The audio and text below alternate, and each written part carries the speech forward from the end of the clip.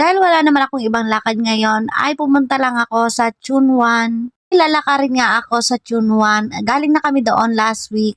Dito na nga ako sumakay sa Longping Station. At nag-change outfit na din ako kasi hindi ako sanay ng sobrang haba na damit. Ang balak nga namin ay dito na nga lang tumambay at nandito na rin ako at nauna na ako sa kanila kaya naman nag-ikot-ikot na ako dito sa loob ng store.